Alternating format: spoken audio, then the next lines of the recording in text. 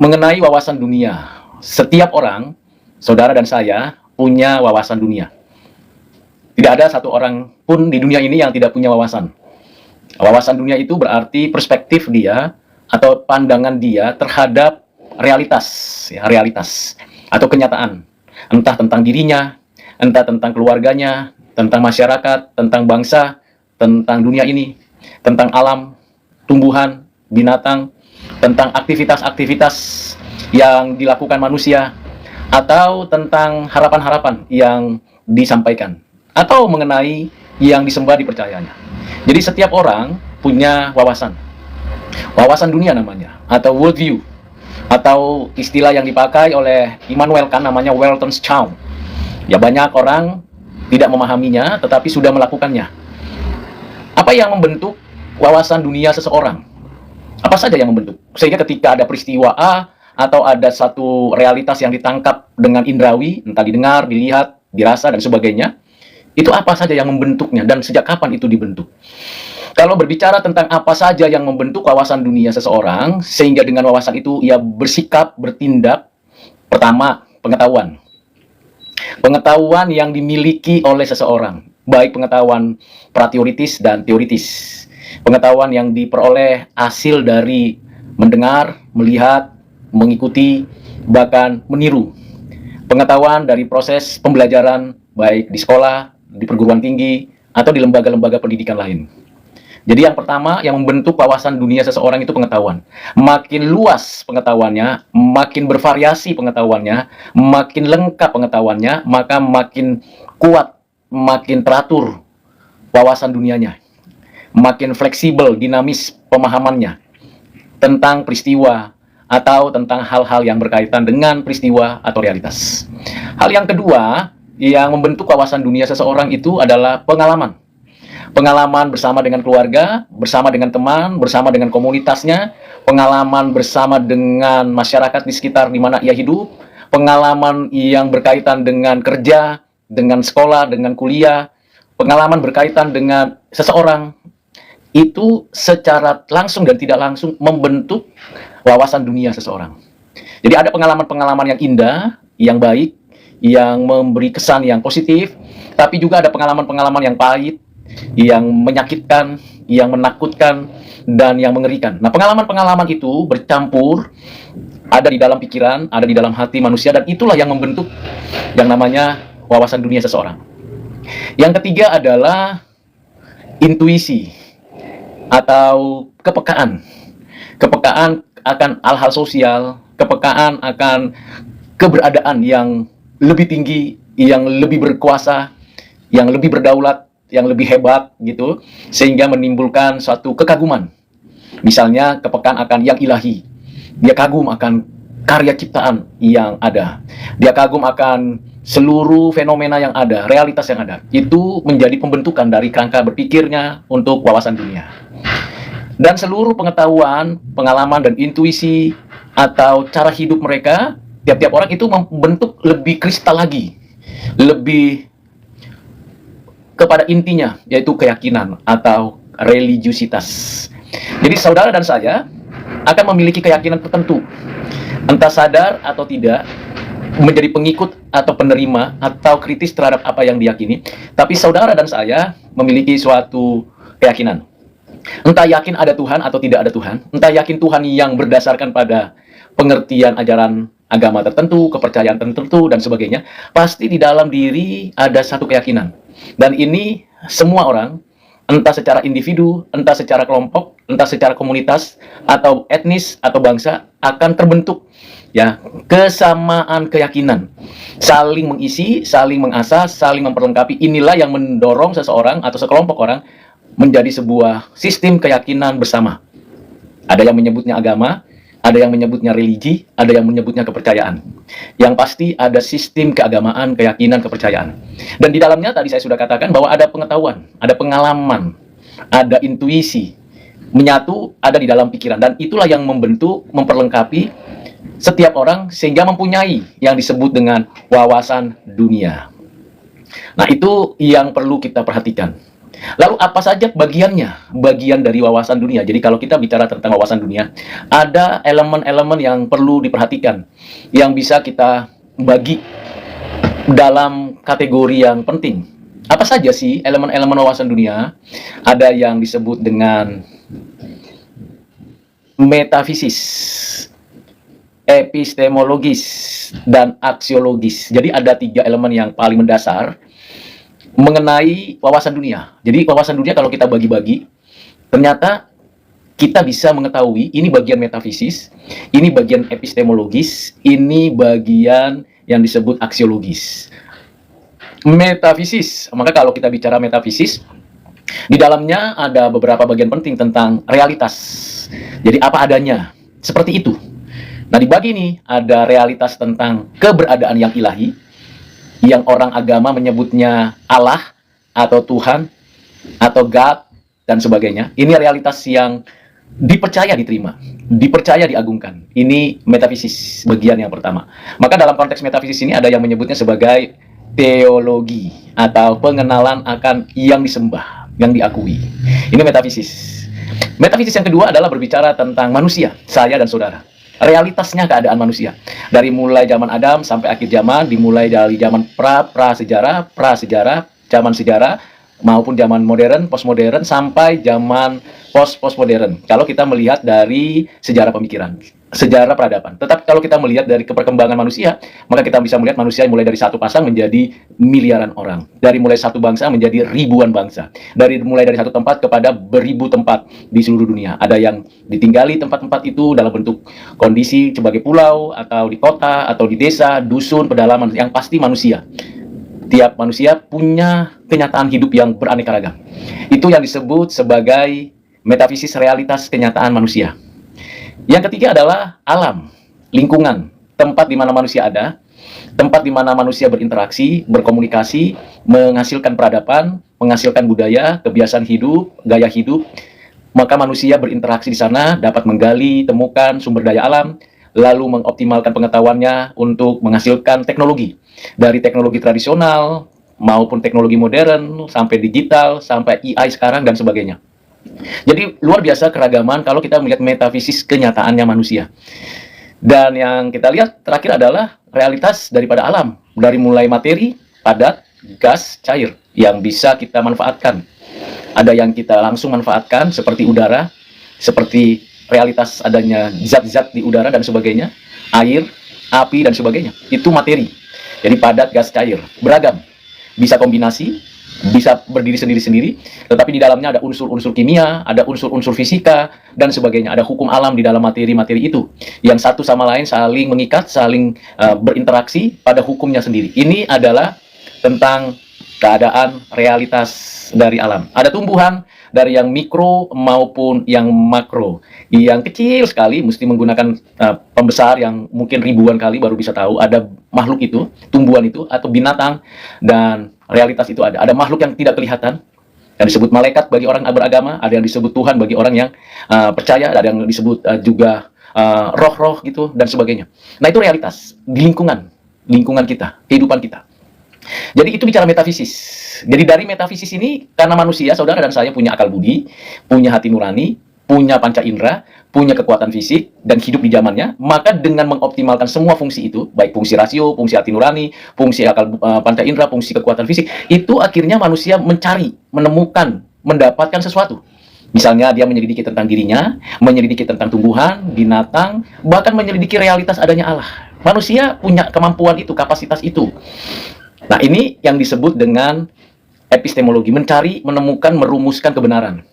Karena manusia akan menemukan sistem kebenaran yang ada di alam semesta. Entah hukum alam, hukum moral, hukum sosial, hukum budaya, semua dirumuskan dalam satu kesatuan yang disebut dengan culture, atau pengetahuan, atau peradaban. Tentu tidak hanya bicara tentang adat istiadat, atau custom, kebiasaan, atau gaya hidup, tapi ini bicara tentang keseluruhan. Jadi epistemologis itu berarti di dalam wawasan dunia seseorang akan terbentuk pengetahuan. Karena pada dirinya tiap orang punya basic untuk pengetahuan. Punya satu keinginan atau potensi untuk mencari tahu. Entah anak kecil, entah anak besar, entah orang dewasa, ingin tahu, pengetahuan. Relate dengan realitas, diselidiki. mulai dari observasi, pengamatan, diselidiki, dicermati, apa sistem pemikirannya, lalu ditemukan satu prinsip, lalu disusun menjadi sebuah teori, sebuah konsep. Nah, ini menjadi pengetahuan. Lalu kemudian digali, temukan sumber daya alam, lalu kemudian bisa diproses, dibentuk menjadi sebuah peralatan, perlengkapan, jadi teknologi. Ini dari mulai pengetahuan. Nah, ini adalah elemen yang disebut dengan epistemologis. Tentu ada proses pembelajaran, ya. Proses pembelajaran. Nah, ini menjadi hal yang menarik, ya. Jadi kalau kita bicara wawasan dunia, maka kita melihat epistemologi ini menjadi bagian penting dari wawasan dunia. Jadi tadi ada realitas, ada epistemologi. Yang ketiga adalah bagian yang sangat krusial yang berakhir dari sebuah keputusan. Apakah yang harus kita lakukan terhadap realitas, baik atau buruk? Kalau epistemologi kita bahas tentang ini benar atau tidak benar, atau bisa dikatakan ini benar atau salah, sedangkan aksiologis itu berbicara tentang apa yang ada di dalam, apa yang mendapatkan tentang misalnya ini baik enggak ya, menolong orang, mencaci maki orang, menjelekkan orang, menghina orang. Itu bicara pada bidang aksiologi, nilai, value. Nah, ini kenapa bisa itu? Karena berkaitan dengan pengetahuannya, epistemologisnya. Benar mendorong, menuntun, mengarahkan seseorang untuk berbuat baik. Nah, ini hal yang perlu untuk kita pahami. Misalnya, seseorang mengambil keputusan untuk menolong orang lain, atau untuk melakukan pembulian. Nah, ini adalah keputusan etis. Berdasarkan apa keputusan etis itu? Berdasarkan pengetahuannya, pengalamannya, pengertiannya, intuisinya. Jadi, kalau pengetahuannya itu tidak beres, pengalamannya tidak beres, akan cenderung sikap tindakan etisnya akan tidak beres. Nah, ini adalah duduk persoalan dari wawasan dunia. Nah, kalau misalnya kita punya wawasan dunia tentang bagian contoh, misalnya tentang keberadaan Tuhan. Nah, tadi ada pertanyaan yang menarik yang disampaikan di chat ini adalah mengenai keberadaan Tuhan. Nah, tentang keberadaan Tuhan. Apakah Tuhan itu ada? Apakah Tuhan itu tidak ada? Nah, tentu ditelusuri realitas adanya Tuhan dan tidak adanya Tuhan perlu diselidiki. Dengan cara apa menyelidiki? Coba kita lihat mengenai kenyataan bangsa-bangsa. Ternyata bangsa-bangsa etnis itu punya satu keinginan untuk menyembah, beribadah. Dengan caranya, dengan gayanya, dengan cara strateginya. Ya, maka tampillah di dalam kepercayaan berbagai suku, berbagai bangsa, berbagai kelompok dengan 5 unsur setidaknya.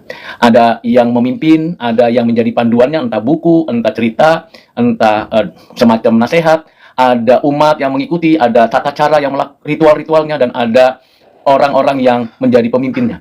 Nah, itu kepercayaan. Mengapa bisa muncul keinginan untuk menyembah? Kenapa saya dan saudara, entah siapapun, punya keinginan untuk menyembah? Worship. Karena di dalam diri manusia ada yang namanya sensus divinitas. Ada satu kepekaan rohani. Nah, ini kita bicara tentang tadi berkaitan dengan keberadaan, kenyataan adanya Allah. Tapi ada orang yang tidak mau percaya itu. Semua dimulai dari semua yang ada pada adanya. Jadi apa itu Allah atau siapa Allah itu bagi mereka itu tidak perlu dipercaya. Yang disebut dengan adanya Allah, ya dia meyakini apa yang terlihat, diketahui dengan panca inderanya saja. Apa yang dilihat, didengar, dirasa, diketahuinya, rasional, masuk mulut akal pikiran mereka. Nah, inilah yang hidup itu. Jadi kalau beyond, melampaui hal-hal yang realitas, melampaui hal-hal yang kasat mata, yang berdasarkan pengalaman empiris, pengamatan indrawi, kalau melampaui itu dianggap tahayul, mitos. Jadi mereka tidak mempercayai itu. Jadi ada kelompok memang yang tidak percaya itu. Nah, itu biasanya mulai muncul pada abad 18, 19, sampai abad 21 ini. Terlihat jelas mereka anti keagamaan, mereka anti kepercayaan. Jadi keyakinan-keyakinan kepercayaan tradisional pun mereka tolak. Mereka mau hidup bebas tanpa ada yang mengikat yang mereka percaya kecuali diri mereka sebagai kepercayaan itu sendiri. Jadi mereka sedang membentuk keyakinan terhadap dirinya sendiri. Itu yang disebut dengan orang-orang ateis. Orang-orang ateis praktis, ada orang-orang ateis dogmatis, ada orang-orang ateis yang disebut teoritis. Nah, ini kelompok-kelompok ini muncul, ya, ateis praktis, tahu tercatat secara identitas beragama, entah agamanya apa saja, terserah. Tapi dalam kesehariannya nggak pernah melibatkan adanya Tuhan yang dipercayanya. No care about that. Jadi dia menjalankan tugasnya terserah dia lah, sesuka hati dia lah, gitu. Kira-kira dia lah menjadi ukurannya. Orang bukan ukuran, yang lain bukan ukuran dianya. Self-center, ini orang ateis yang disebut practical life. Ada orang-orang yang ateis dogmatis, selagi itu tidak masuk akal, selagi itu beyond daripada pengamatan indrawi, maka itu bukan yang dipercaya. Nah, banyak orang-orang seperti itu, saudara. Banyak orang-orang seperti itu. Yang dogmatis, di barat kah, di timur kah, bahkan yang mengaku sudah beragama. Ada juga yang teoritis, ateis teoritis. Dia pandai sekali berdebat tentang keyakinan-keyakinan keagamaan yang lain, lalu kemudian dia coba untuk mengatakan ini punya kelemahan, ini punya kekurangan, ini punya keterbatasan. Dia lihat dari penganut agama dan kepercayaan itu. Akhirnya secara teoritis saya tolak semuanya. Nah, muncullah nanti satu konsep yang namanya bagian tengah-tengah antara orang yang mengaku adanya Tuhan dengan subjek Tuhan yang beragam-ragam itu, dengan ada orang yang tidak mengaku adanya Tuhan, dan satu lagi ada yang di tengah yang disebut kelompok tengah, jalan tengah, atau kelompok yang di tengah, kelompok agnostik. Dia tidak percaya kepada satu kepercayaan apapun, keagamaan apapun. Dia juga tidak menafiskan adanya yang ilahi. Nah, ini bisa disebut, ada yang menyebutnya agnostik, ada yang disebutnya percaya adanya yang universal, dan sebagainya. Nah, ini bagian dari wawasan dunia, saudara. Jadi kalau saudara bicara tentang wawasan dunia, saudara akan mengetahui bahwa itulah realitas tentang keyakinan. Nah, sekarang saya ingin masuk ke dalam pemikiran ini. Apakah ini berkaitan dengan filosofi? Yes.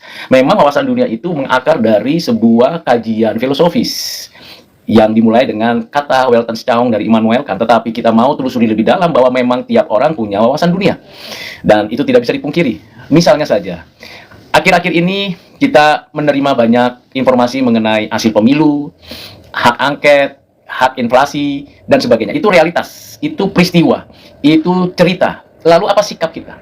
Apa tindakan? Secara filosofis, maka kita mesti menyelidiki. Mulai dari istilah yang digunakan, pijakan yang dipakai, sampai kepada apa yang menjadi tindakannya. Ini pasti berkaitan dengan kerangka berpikir kita, dan sekaligus juga berkaitan dengan prinsip apa yang kita gunakan. Nah, itu pandangan filosofis. Jadi filosofis itu bukan berhenti pada hari-hari, tahun-tahun, abad-abad yang lalu. Tiap orang punya pandangan filosofis yang dirumuskan menjadi sebuah worldview. Nah, itu bagian yang penting. Nah, lalu bagaimana dengan orang Kristen? Nah, sekarang masuk kepada bagian kekristenan. Apakah orang Kristen punya wawasan dunianya sendiri terhadap realitas, kebenaran, dan nilai? Jawabannya ada. Apa basisnya? Ya, kalau saudara ingin bertanya, monggo di chat saja supaya bisa langsung mengalir pertanyaan dan jawabannya. Jadi apa yang menjadi basisnya kalau ada wawasan dunia Kristen? Kalau tadi saya katakan ada knowledge, pengetahuan, prateoritis dan teoritis, ada yang namanya pengalaman dan ada yang namanya intuisi, lalu ada elemen-elemen yang membentuknya atau yang memberikan pembagiannya, maka wawasan dunia Kristen itu seperti apa? Wawasan dunia Kristen mempunyai sumber basisnya adalah Alkitab. Nah, sumber basisnya Alkitab. Di luar Alkitab itu bukan wawasan dunia Kristen. Jadi kalau ditanya misalnya ada yang bertanya tentang metafisis dan kemanusiaan. Istilah yang ditanya misalnya apakah Yesus itu 100% Allah dan 100% manusia. Istilah 100% itu tidak ada di dalam Alkitab. Itu istilah manusia, itu diambil dari istilah dunia tentang 100%, 90%, 80%. Itu seperti kalau kita lihat quick count atau real count atau kita mendapatkan sesuatu penilaian itu pakai itu. Tetapi di dalam Alkitab tidak ada istilah 100%. Jadi kalau kita berbicara tentang wawasan dunia yang berbasis Alkitab, ya, maka yang di dalam Alkitab adalah absolut sepenuhnya, keutuhannya, kesatuannya. Jadi sepenuhnya. Jadi kalau 100% itu, kalau sepenuhnya itu melampau beyond dari 100%, maka istilah 100% itu tidak masuk dalam kategori basis ajaran Alkitab. Ya, ini penting ya. Jadi kalau memang kita, apakah Yesus itu sepenuhnya Allah, sepenuhnya manusia? Sejak kapan itu? Di mana terjadi? Nah, ini menarik perhatian.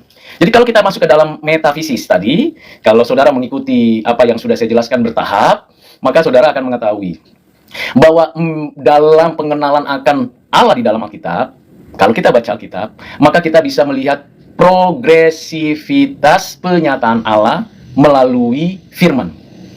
Dinyatakan. Memang sebelumnya, atau sebelum ada tulisan itu, Allah telah menyatakan diri melalui karyanya, melalui ciptaannya, melalui kedalaman hati manusia. Tetapi itu terbatas pada pengetahuan saja, tidak pengenalan. Nah, Alkitab ditulis, dinyatakannya keberadaan Allah, untuk kita bukan hanya sekedar tahu, tapi mengenal. Dan Allah menyatakan itu. Ya, menyatakan itu, lalu kemudian apa yang kita lakukan? Apa yang kita lakukan baru kemudian kita bisa mendapatkan pengertian seperti ini. Maka pengenalan akan Allah yang dalam Alkitab secara progresif, maka kita akan mendapatkan apa? Mendapatkan satu pengetahuan. Ingat, wawasan dunia dibentuk oleh pengetahuan. Dan ketika kita baca dari mulai kitab Kejadian, kemudian kitab Keluaran sampai dengan kitab-kitab dalam perjanjian baru sampai akhir, kita mendapatkan satu pernyataan Tuhan yang luar biasa sebagai basis wawasan dunia Kristen. Mengenai tadi sudah dikatakan satu pribadi yang namanya Yesus. Who is Jesus? Siapa Yesus? Nah, di dalam perjanjian lama samar-samar diberikan penjelasan mengenai siapa Yesus. Misalnya dengan mengatakan namanya Elohim, itu bukan satu tunggal person, tapi lebih dari dua. Nah, ini menjadi hal yang, jadi siapa Yesus di antara pribadi-pribadi yang disebut Elohim itu, yang Esa itu, yang satu kesatuan itu, dan tidak ada yang lain. Lalu kemudian dinyatakan lagi Yahweh, Allah yang berjanji, menyatakan janjinya, mengatakan I am who I am, aku ada sebagaimana aku adanya, yang dalam bahasa Ibraninya, kemudian dalam bahasa Yunaninya ego emi. Nah, ini bagaimana? Lalu selanjutnya diperkenalkan lagi Adonai, Allah yang menyelamatkan. Jadi secara bertahap dijelaskan sampai di perjanjian baru diperkenalkan, dituliskan, diwahyukan, diinspirasikan bahwa ada satu pribadi yang menyatakan diri tidak lagi samar-samar, tidak lagi memperkenalkan diri melalui firman yang sudah dikatakannya di dalam perjanjian lama, tetapi langsung ia menyatakan diri melalui jalan apa? Inkarnasi. Jadi kepenuhan, kealahan Yesus itu kekal adanya. Dari dulu, kalau bisa dikatakan dulu, sebenarnya bisa dikatakan begini, dari kekal sampai kekal. Nah, itu bicara tentang kealahan Yesus. Nah, untuk menyatakan dirinya dengan maksud menebus umatnya, maka ia inkarnasi. Jadi kemanusiaan Yesus itu kapan? Kemanusiaan Yesus itu waktu inkarnasi terjadi. Jadi bukan dari dulu. Nah, waktu inkarnasi, apakah kemanusiaan Yesus menggantikan keilahian Yesus? Jawabannya tidak. Karena dalam wawasan dunia Kristen, keilahian tidak berubah, tidak ada perubahan pada hakikatnya. Jadi hakikat keilahian Yesus itu sama dengan hakikat hakikat kebapaan Allah Bapa dan hakikat Roh Kudus. Itu dalam satu kesatuan hakikat Esa adanya. Jadi tidak ada perubahan.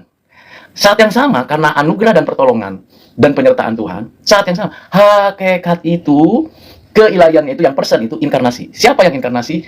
Dari tiga pribadi dalam wawasan dunia Kristen adalah satu pribadi namanya Anak Allah yang inkarnasi menjadi manusia. Waktu inkarnasi, caranya memikirkannya adalah ditambahkan padanya tanpa kehilangan, tanpa perubahan hakikat keilahiannya. Maka pada pribadi Yesus ada dua natur, yang ilahi dan yang manusia. Karena dia hakikatnya ditambahkan padanya kemanusiaan, maka tentu apa yang disebut manusia itu melalui jalur yang disebut manusia. Maka dia ada di kandungan Maria, dilahirkan, besar, bertumbuh sebagai manusia. Hanya bedanya apa? Kemanusiaan Yesus itu bedanya apa dengan yang lain? Kalau diperhatikan, saudara bisa memperhatikan dengan cermat, ini berdasarkan ajaran Alkitab, basisnya Adam dari debu tanah, dari tanah ya, dari debu tanah, kemudian dibentuk sedemikian indah, diberi nafas hidup. Sehingga ada dua unsur pada diri Adam. Ada tanah yang dibentuk menjadi tubuh, ada nafas hidup. Nah, ini namanya manusia Adam. Dari tanah, dari bawah. Lalu dari rusuknya Hawa diambil, dari rusuknya Adam diambil, dibentuklah Hawa, lalu dibentuk, lalu ditambahkan daging, lalu jadilah Hawa, menyatu. Jadi Adam dari tanah diambil, dibentuk. Hawa dari rusuk Adam diambil, dibentuk, lalu menjadi pasangan suami istri, diberkati. Tetapi anak-anak Adam dan keturunan Adam, yaitu kita juga, itu tidak dari tanah. Dari spermanya laki-laki dan sel telurnya perempuan bertemu dalam rahim seorang perempuan, dibentuk di sana, diciptakan di sana, oleh Tuhan diberi nafas hidup di sana sejak konsepsi namanya, itu dari disebut makhluk hidup. Itu sebabnya secara etis orang Kristen tidak boleh aborsi. Sekalipun baru 1 minggu diketahui bahwa orang itu, perempuan itu hamil, tidak boleh aborsi. Ini nanti kita akan bahas kasus per kasus etisnya. Saya tidak jelaskan dulu di sini. Tapi pada prinsipnya tidak boleh aborsi, karena dengan ketemu konsepsi itu, maka kita ketahui bahwa itu makhluk hidup, itu manusia, human being. Nah, jadi Adam, ya, Hawa, lalu kita. Yang menjadi perbedaannya di mana ketika bicara tentang inkarnasi Yesus? Ini menjadi hal yang sangat kritis dan sangat krusial. Jadi saudara mesti perhatikan, ini menjadi sangat penting. Ketika Roh Kudus menanamkan benih di rahim Maria dan dipenuhinya Maria dengan Roh Kudus, walaupun Maria manusia berdosa, manusia yang memang punya kelemahan kekurangan, yang diciptakan oleh Tuhan Allah, yang bisa disebut keturunan Adam juga, maka Maria, kandungannya dipinjam, tetapi benih kemanusiaan Yesus bukan berasal dari tanah, bukan berasal dari rusuk, bukan berasal dari konsepsi sperma sel telur, tetapi dari Roh Kudus. Rahim Maria dipakai. Maka disebut ini adalah suatu penciptaan kemanusiaan Yesus yang rasional dan suprarasional. Jadi melampau, beyond. Ini wawasan dunia Kristen. Terlepas wawasan yang lain saya tidak akan bahas. Kita bahas kepada hal yang penting ini. Nah, sejak itulah kemanusiaan Yesus sepenuhnya manusia. Maka dia berkembang di rahim Maria, lahir pada waktunya, kemudian hidup seperti biasa, dan menjalani kehidupan kemanusiaan. Namun, hal yang menarik adalah yang kedua. Selain tadi asalnya, yang kedua adalah keadaan kemanusiaan Yesus. Kalau keadaan kemanusiaan Adam di awalnya suci, tapi karena dengan sengaja melawan Tuhan, memberontak, akhirnya berdosa. Demikian juga Hawa. Kita pun keadaannya sudah berdosa. Bahkan kita bisa tunjukkan dosa-dosa perbuatan kita. Tanpa saudara dan saya minta, kita sering berbuat dosa. Dan lihat orang lain juga berdosa, dan seterusnya. Jadi kalau kita lihat Adam berdosa, Hawa berdosa, keturunan berdosa, kita berdosa. Itu keadaan kita berdosa. Artinya tidak lagi memiliki suatu keadaan yang baik, yang benar, yang suci menurut penciptanya. Nah, ini berkaitan dengan keberadaan kita yang berdosa. Beda dengan Kristus yang inkarnasi itu. Karena dia bukan dari Adam, bukan dari Hawa, bukan dari antara kita, tapi dari kemanusiaan ini. Pada dirinya, dia kudus sebagai manusia. Maka para teolog menyebutnya, memanggilnya, menyatakannya sebagai Adam kedua. Adam pertama berdosa, Adam kedua kudus. Nah, itu keadaan. Keadaan yang membuat diferensiasi yang sangat tidak bisa lagi ada titik temu. Saya dan saudara orang berdosa, Yesus tidak berdosa. Tetapi dia manusia, kemanusiaannya. Dan di dalam kesehariannya, dia dipimpin, dipenuhi oleh Roh Kudus sebagai dalam keadaan manusia. Ia kudus, ia suci selamanya. Jadi ada satu ciptaan atau manusia, kemanusiaan yang kudus, yaitu Yesus. Namun, ini menarik, misteri yang sulit dimengerti. Keilahian Yesus dan kemanusiaan Yesus itu pada satu pribadi, bukan dua pribadi. Jadi dibatasi namanya, kalau kita katakan kenosis. Keilahiannya dibatasi dengan kemanusiaannya, tapi kemanusiaannya berkembang. Keilahiannya bukan dia terbatas, tetapi dia dengan sengaja membatasi. Sehingga ada waktunya kalau kita melihat dari pelayanan Yesus, dia mengadakan mukjizat, membangkitkan 3 orang mati, lalu dia pun bangkit dari kematian, dia menyatakan pengampunan, dia menyatakan belas kasihan, dan dia menunjukkan jalan ke depan bagaimana, apa yang dijanjikannya, dan dia berani berkata dengan perkataan yang sangat proklamasi banget, yaitu aku dan Bapa adalah satu, tidak ada yang sampai ke Bapa kalau tidak melalui aku, dan aku adalah jalan kebenaran dan hidup, aku adalah kebangkitan dan hidup, akulah pokok anggur yang benar, akulah pintu, akulah gembala yang baik, aku adalah, itu mirip persis ekuivalen dengan Yahweh, I am who I am dalam perjanjian lama. Nah, ini saat dia dalam keadaan manusia menyatakan itu dengan bahasa manusia, dimengerti oleh banyak manusia, hidup di antara manusia, tapi ia menyatakan kesetaraannya, kehakikatan ilahinya. Maka saya katakan bahwa keilahian Yesus tidak bercampur dengan kemanusiaannya, tetapi juga keilahian dan kemanusiaan Yesus itu berinteraksi, tidak saling bertukaran, dan juga kelihatan dengan jelas kapan ia lapar, kapan ia berdarah, kapan ia berpakaian, kapan ia disiksa, kapan ia meninggal di atas kayu salib. Itu terlihat dengan jelas dalam catatan sejarah. Jadi, Yesus sepenuhnya hakikatnya ilahi, dan Yesus sepenuhnya hakikatnya manusia. Hanya kemanusiaan Yesus, mulai dari inkarnasi, sampai dia bangkit, setelah meninggal di atas kayu salib, lalu kemudian naik ke surga, duduk di sebelah kanan Allah Bapa, dia akan datang kembali, dan untuk selamanya kemanusiaannya melekat pada pribadinya, dan itu bagian dari pribadinya, yang tidak terpisahkan. Tetapi ini tidak berinteraksi sehingga menimbulkan gini, kemanusiaan Yesus jadi ilahi, keilahian Yesus jadi seperti manusia. Tidak, ini memang tetap kemanusiaan, keilahian. Tidak ada satu yang berganti posisi. Ini berbicara tentang keilahian. Nah, ini bagian dari cara pandang atau worldview Kristen, cara pandang atau wawasan dunia Kristen berbasiskan Alkitab. Di luar itu, mungkin beragam-ragam penafsirannya tentang Yesus, tapi itu kita sebagai orang Kristen tidak terima. Tidak terima, tidak percaya, ditolak. Jadi apapun persepsi, pengertian, pemahaman di luar pengajaran Alkitab, itu tidak diterima oleh orang Kristen. Apapun persepsinya. Mungkin ada yang dekat-dekat mirip-mirip gitu ya, ada irisan-irisan. Tetap the hard truth is not truth. Jadi ini hal yang perlu dipahami tentang jawaban saya terhadap pertanyaan di atas. Ya, jadi saudara mesti lihat ini benar-benar mengaitkan diri dengan basis ajaran Alkitab. Jadi saudara bisa melihat bagaimana kita menggali basis pengetahuan kita dari ajaran Alkitab, lalu kita mencoba memahaminya dengan tepat. Lalu kalau ditanya apakah Yesus dan Bapa sama? Hakikatnya, tapi pribadinya tidak sama.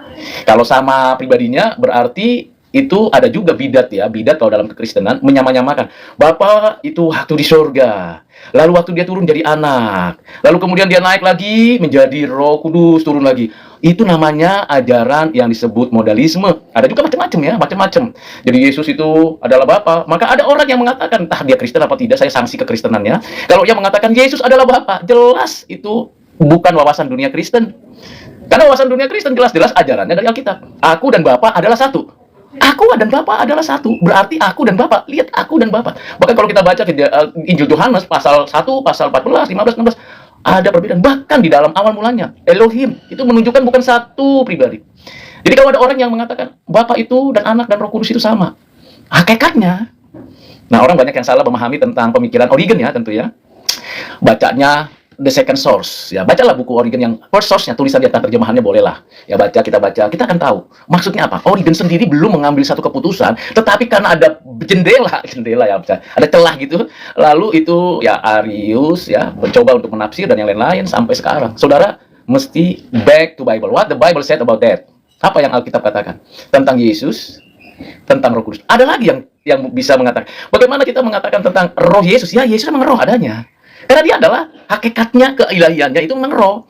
Gitu. Hakikatnya memang kan dia self-existence ya. Dia self-sufficient, immutability, eternity, unity, spirituality, intellectuality, morality, sovereignty. Jadi kalau bicara Jesus is spirit, yes, karena dia spirituality. Hakikatnya memang roh. Ketika kita bicara Yesus itu roh adanya, itu bicara tentang hakikat keilahiannya. Tapi kalau bicara Yesus yang dapat kupegang, kujama, kata kesaksian daripada Rasul Yohanes dalam surat 1 Yohanes 1 ayat 1, apa yang kulihat dengan mata, kudengar, kujama, oh itu bicara tentang hakikat kemanusiaannya. Ini menjadi hal yang penting. Jadi satu hal yang paling krusial dan esensial di dalam konteks kekristenan, khususnya di dalam wawasan dunia Kristen, adalah Kristus. Dari zaman hadirnya Kristus, bahkan zaman perjanjian lama tentang siapa Mesias itu, waktu zamannya Yesus hadir, bahkan sampai gereja berkembang, dan sampai saat ini bicara tentang Mesias, bicara tentang Yesus, bicara tentang apa dan bagaimana tentang karyanya, itu sangat populer dibicarakan dan relate dengan kehidupan manusia. Dan ini menjadi kontribusi kita di dalam kehidupan peradaban manusia mengenai wawasan dunia Kristen. Jadi saudara bisa perhatikan bagian ini. Nah sekarang kita masuk lagi ya. Kalau tidak ada pertanyaan saya lanjut lagi. Nah kalau kita bicara tentang worldview tadi, maka kita melihat wawasan dunia Kristen yang berbasis Alkitab itu memiliki keunikan karena berbasis Alkitab. Apa keunikan wawasan dunia Kristen? Anda bisa baca dan pelajari dari bukunya David Nogel ya. Dari bukunya David Nogel, dari bukunya Albert Wolters, dari bukunya Sire, dari bukunya mungkin juga pemikiran-pemikiran dari Abraham Kuyper dan sebagainya. Maka Anda melihat ada satu keunikan yang dapat diperhatikan dengan bagian-bagiannya. Yang pertama keunikannya adalah, yang simpel dulu ya, yaitu keunikan dari wawasan dunia Kristen berdasarkan pada narasinya. Jadi kalau kita melihat realitas ada manusia, ada ciptaan lain, dan ada keberadaan Allah, maka kita perhatikan bahwa keunikan wawasan dunia Kristen dari narasinya. Di dalam Alkitab, secara terang benderang diberikan kepada kita banyak peristiwa, banyak kejadian, banyak kenyataan, tetapi ada 4 narasi besar yang disebut Grand Narrative. Grand Narrative ini kita bisa lihat, perhatikan, ada kisah atau cerita penciptaan, kejatuhan manusia, penebusan, dan penyempurnaan. Yang menarik, kalau saudara punya Alkitab, saudara bisa coba untuk membuka Alkitab cetaknya, buka kitab Kejadian, pasal 1 sampai pasal 2, itu berbicara tentang penciptaan. Walaupun kita tidak bisa menyelidiki dalam konteks itu deskripsi yang detailnya, tetapi kita bisa tahu bahwa Allah mencipta segala sesuatu dari tidak ada menjadi ada, dan mencipta semua dengan teratur, baik, indah, ada sistem kehidupan, di dalamnya ada hukum, di dalamnya ada ketentuan, di dalamnya ada regulasi dan sebagainya. Itu kisah penciptaan. Kalau kita lihat di dalam akhir Alkitab kita, Perjanjian Baru, kita menemukan 2 pasal kitab Wahyu terakhir. Kesempurnaan daripada keberadaan realitas langit dan bumi yang baru. Ada taman di Perjanjian Lama, kisah penciptaan, ada kota di Perjanjian Baru, kisah penyempurnaan di akhir. Jadi lihat 2 ini kira-kira mengapit apa? Apa yang diapit dari 2 kisah ini? Yaitu kisah kejatuhan dan kisah penebusan. Nah, kisah kejatuhan dapat kita lihat dari Kejadian pasal 3 sampai pasal 11.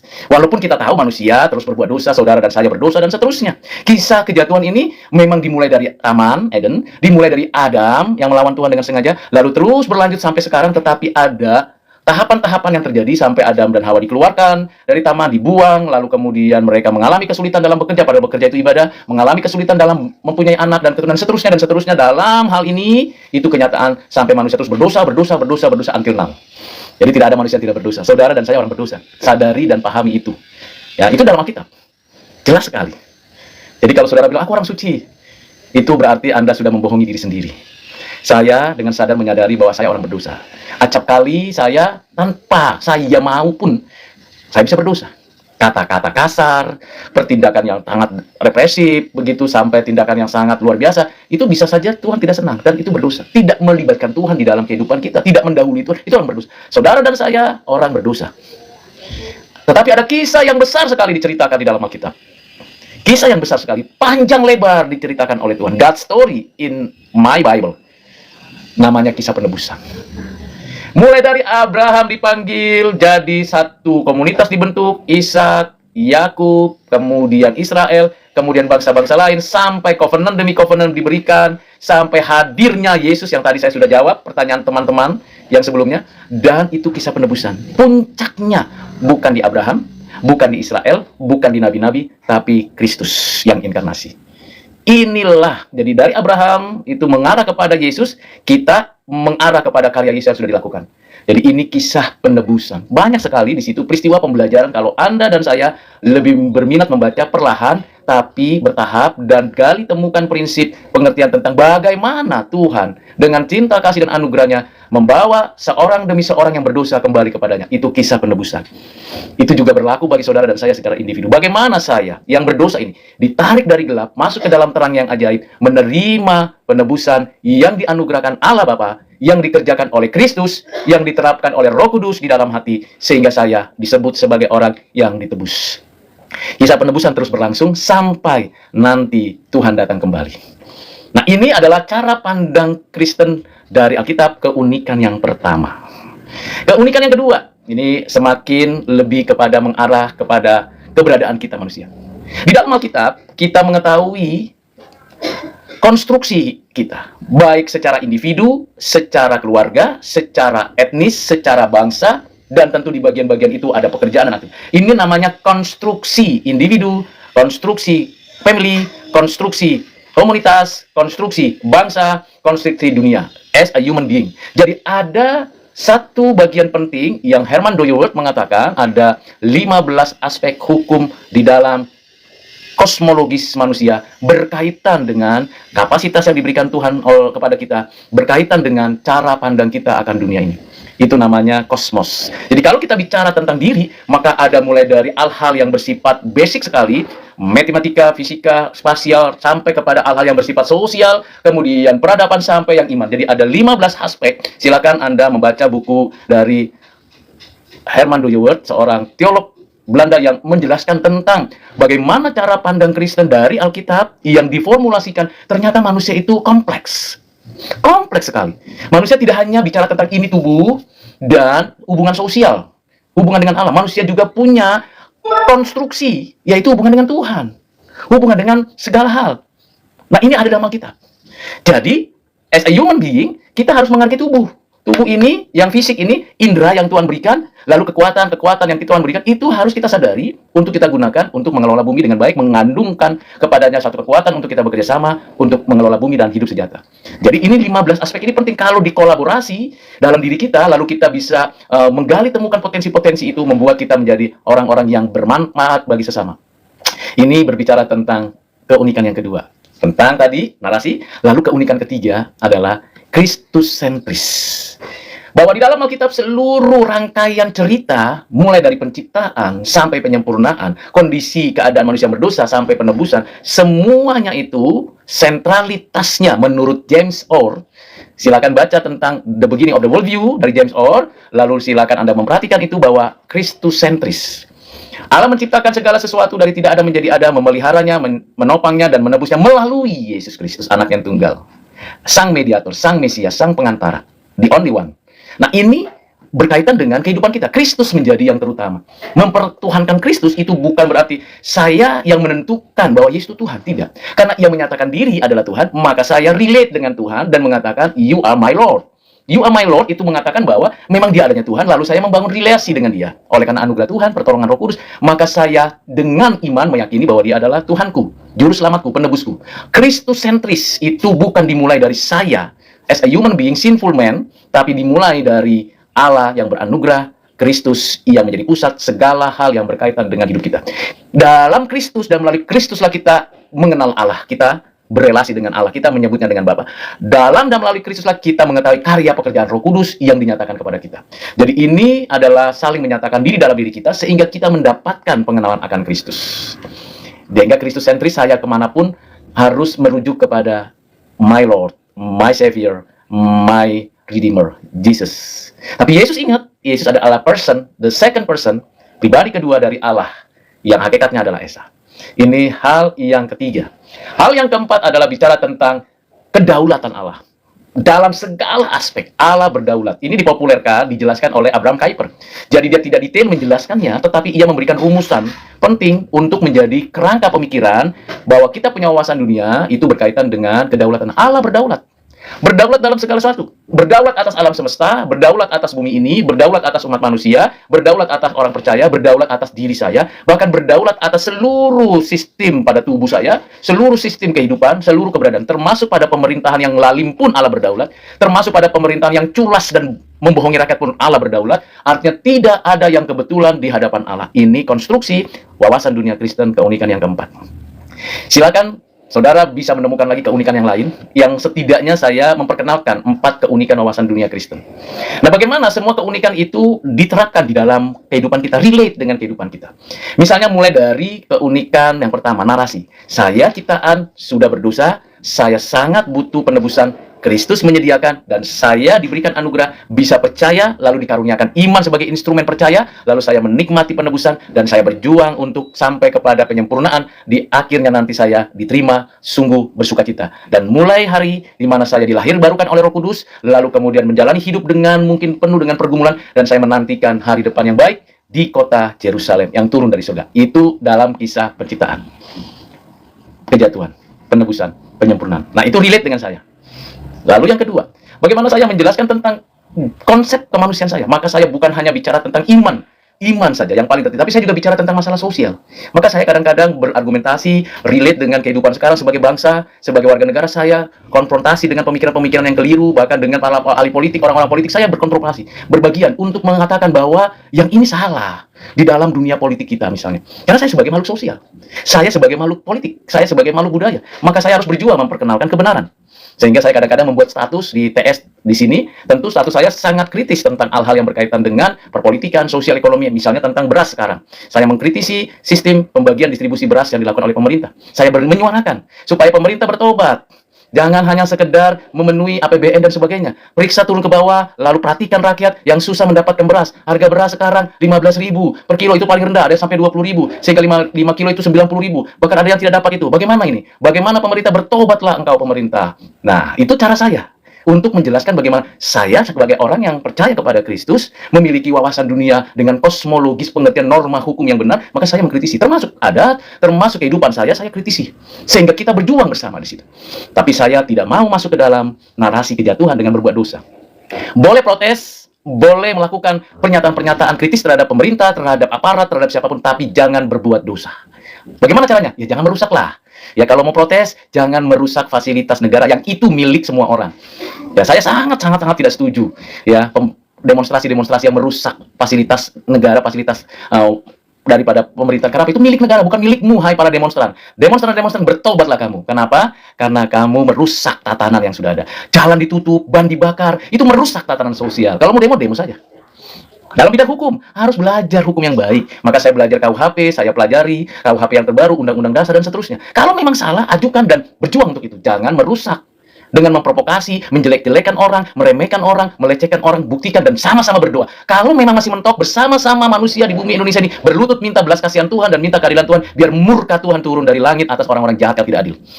Nah, itu dalam kosmos hukum yang dinyatakan di dalam wawasan dunia Kristen. Bagaimana dengan saudara? Beranikah saudara berteriak mengatakan, hai partai-partai politik, jangan hanya mementingkan partaimu, kongsi-kongsi bagi-bagi rupiah, dan mementingkan dirimu. Bertobatlah kamu, karena kamu hanya mementingkan partai politikmu, tapi tidak mementingkan rakyat. Siapa jadi anggota partai politik? Segelintir orang saja. Siapa rakyat? Tidak punya partai. Lalu siapa yang kamu bela? Yang kamu bela hanya partaimu, tapi bukan kamu membela rakyat. Banyak yang miskin, susah sekali. Kalau saya ke lapangan, ke daerah, pelayanan penginjilan, sangat menyedihkan sekali orang-orang di sana. Ya, makan susah, sekolah susah. Kemana partai politik itu? Kemana pemerintah itu? Kemana pengusaha-pengusaha Kristen itu? Yang hanya memperkaya diri saja. Bertobatlah. Nah, itu cara pandang saya. Saya berani mengatakan demikian. Bagaimana dengan saudara? Nah, itu bicara iman harus diikuti dengan tindakan. Iman tanpa perbuatan omong kosong, nol. Nah, sekarang masuk kepada bagian yang ketiga, yaitu Kristus sentris. Bagaimana saya harus berjuang seperti Kristus, memberitakan kabar baik. Ada media sosial seperti sekarang ini, maka saya gunakan YouTube, saya gunakan Facebook, saya gunakan IG, saya gunakan TikTok, saya gunakan fasilitas media sosial, saya gunakan ruang-ruang kelas saya mengajar, saya gunakan mimbar-mimbar gereja, saya gunakan tulisan-tulisan buku, artikel, dan sebagainya. Dengan cara itu saya ingin mempertuhankan Kristus dalam segala aspek. Bagaimana dengan saudara? Jadi saya ingin ajak saudara bergandengan tangan, ayo kita mengerjakan tugas tanggung jawab ini dengan baik. Jangan diam-diam saja, ya kan? Jangan puji Tuhan, haleluya, duduk di kamar lalu angkat tangan saudara menerima berkat, sakit disembuhkan, yang lemah. Kita bergerak. Baru saja saya bergerak setelah saya mengajar tadi pagi, lalu kemudian saya mulai lihat tempat di mana rumah, lalu lihat kebun sedikit, lalu perisa, lalu mulai latihan, nanti lagi bekerja, terus bekerja. Tidak ada waktu santai. Kristus pusat perhatian dan pusat segala hidup saya. Itu yang ketiga. Yang keempat, ingat kedaulatan Allah. Jadi Allah berdaulat. Kalaupun yang saya harapkan itu tidak terjadi, ingat Tuhan berdaulat. Kalaupun yang saya mimpikan harusnya pemimpinnya ini, ternyata yang dipilih yang ini, ya sudah, legowo, terima Tuhan, nyatakan kehendakmu. Begitu, jangan panas-panasi orang melakukan kejahatan. Dan kita harus kritis mulai pertama sekali sampai akhir. Saya pernah mengkritisi satu tempat yang jalannya rusak parah. Saya videokan, saya sampaikan kepada Pemda setempat. Saya sampaikan, kapan kamu tidak bertobat? Kenapa rusak jalan, anggaran APBD di daerah ini tidak dilaksanakan? Di sekolah, saya foto sekolah yang rusak, saya sampaikan. Itu suara. Mungkin diabaikan, tapi ketahuilah siapa yang mengabaikan kebenaran dan tidak mau menggubris keadilan, dia akan mengalami penghukuman dari Tuhan. Maka doa saya, Tuhan, kalau engkau memang mau menyatakan kehendak, menyatakan apimu dari surga untuk menghukum orang-orang jahat itu dengan caramu sendiri. Jadi saudara, itu tugas wawasan dunia Kristen. Jadi wawasan dunia Kristen tidak ada di ide kognitif gitu, no. Wawasan dunia Kristen itu down to earth, cerita hidup kita di dalam Tuhan. Jadi sampai di sini dulu penjelasan saya. Puji Tuhan, kalau masih ada yang stay mau dengerin saya menyampaikan ini ya. Kalau ada yang mau ikuti, puji Tuhan. Ada yang mau dengar, puji Tuhan. Tapi saya selalu menyimpan video-video ini dan saya upload di YouTube supaya orang bisa dengar. Kalau ada yang nggak dengar, 1-2 puji Tuhan. Karena bukan berapa banyak yang mendengar, tapi apa yang sudah saya kerjakan saya bagikan. Kiranya Tuhan menolong saudara. Kalau tidak ada pertanyaan lagi, saya akan akhiri. Oke, karena waktunya sudah berakhir. Dan terima kasih kalau saudara mau dengar, mau perhatikan. Dengan semangat, mulai perlahan saya jelaskan sampai puncaknya. Dan saya berharap Anda dan saya dapat mengikutinya. Tuhan memberkati dan menyertai saudara. Nanti kalau ada kesempatan lagi, saya akan live dan menyampaikan tentang wawasan dunia Kristen. Amin.